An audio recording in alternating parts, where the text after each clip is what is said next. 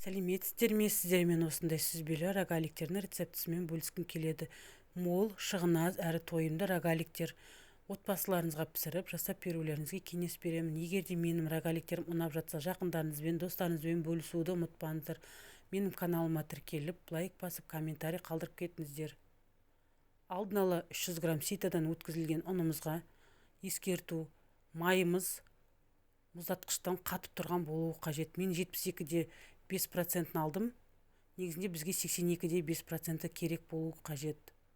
Болмағандықтан осы майды алдым. 72-де 5%. 250 грамм майымызды алып, жақсылап осылай майдалап, теркіден өткіземіз. Ұнымызға аунатуымыз қажет. Сол кезде жұмыс жасауымызға ыңғайлы болады. Осылай қолымызбен жақсылап крошка жасаймыз. Сол кезде рогаликтеріміз слоеный күшті болып шығады. Негізінде қамырына 150 грамм, 200 грамм шекер салып жібергеніміз жақсы болады. Негізі рецептте олай жасалмаған, жұмыс барысында көрсететін боламын. Бізге дүкеннің осындай творогы керек болады.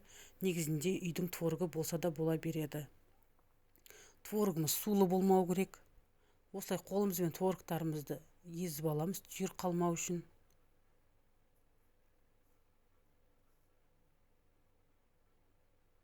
Бір шай қасық қопсытқыш саламыз.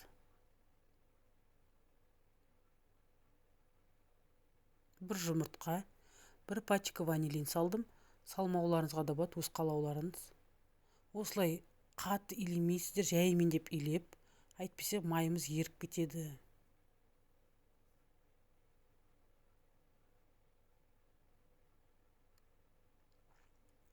Бір-екі сағатқа холодильникке салып аламыз. Жұмыс жасауымызға ыңғайлы болады сонда. Холодильниктен қамырымызды алып шықтық.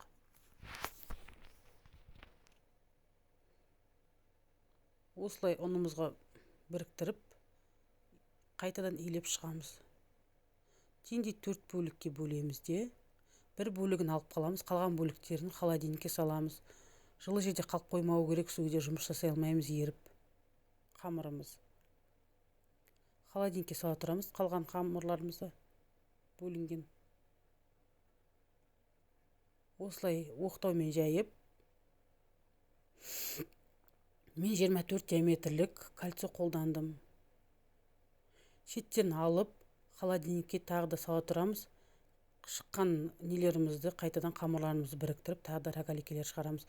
Негізінде мана айтып өткендей, рогаликелерімізді қамырымызға қосқан жақсы еді. Негізі мен солай жасайтын едім, постоянно, бірақ бірінші рет осылай жасап көріп жатырмын. Қамырымыздың үстіне керегінше шекерімізді осылай сеуіп жасадым. Теңдей 12 бөлікке бөлеміз рогаликелерімізді. Жақсылап ораймыз. Ішіне джем, сгущенка қосуларыңызға да болады, өз еркіңіз. Алдын ала 170 градуста қызып тұрған пешімізде 15-20 минут пісіріп аламыз. Әркімнің пеші арғалай қарап тұрып пісіріп алыңыздар. Менімен болғандарыңызға рахмет. Сау болыңыздар.